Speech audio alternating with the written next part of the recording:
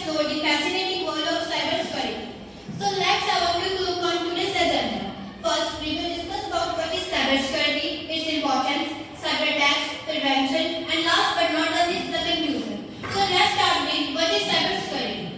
It is basically the practice of protecting computer systems, networks, and data from unauthorized access, destruction, or any sort of damage. Now, what is the need of an hour to learn about cybersecurity and why it is important? Yeah, it is crucial as it reduces cyber crimes, prevent financial losses, enhance operational excellence, and safeguard digital infrastructure. Now, there are many types of cyber crimes that are happening all around us, but we are not much aware about it.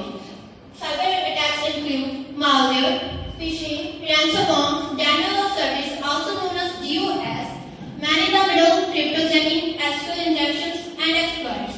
Let's have a look at some of them. First is malware. It is the software which is intentionally designed to disrupt any sort of computer system, network, or data. It can spread to various methods including email attachments, infected websites, removable media like USB drives. So let's have an example to have a deeper understanding about ransomware. He's Max. He was playing game on his PC. He suddenly noticed a message pop up on his screen. The message was, your computer has been hacked and documents have been encrypted. Send $500 to this Bitcoin address to get back your data or it will disappear. You have 24 hours.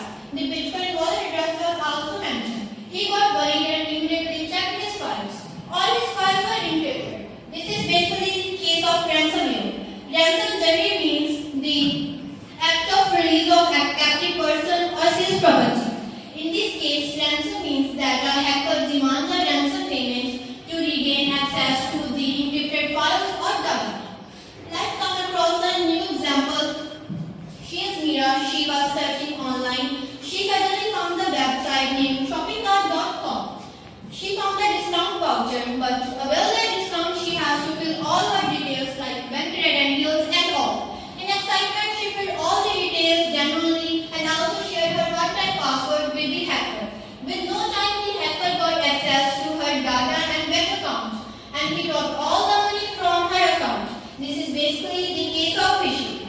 Phishing is the practice of sending fraudulent communication that appears to come from a legitimate and reputable source. It can spread through email messaging or text messages. Now, we are well known about the cyber crimes, but how to know that our computer is also infected? Yeah, there are some signs that our computer also shows, like unexpected pop-up web windows or banners appear, programs take longer than usual to load, or memory becomes reduced. Then what is the prevention, or how can we prevent them? There are many types to prevent the cyber crimes. There are many ways we can to prevent the cyber crimes, including we can install antivirus and anti-malware software like 360 and we can also install Microsoft Defender. We can also set strong password using special characters, numbers, and letters. We can also check regularly update of software and operating systems. We should be cautious of links and attachments and set data backups and encryptions. Can we control the cybercrime in other countries also? Ma'am, it is hard to stop the cyber crimes as they are operating from different reasons, having different laws, but it can be done by international corporations. Organizations like Interpol and Europol work together to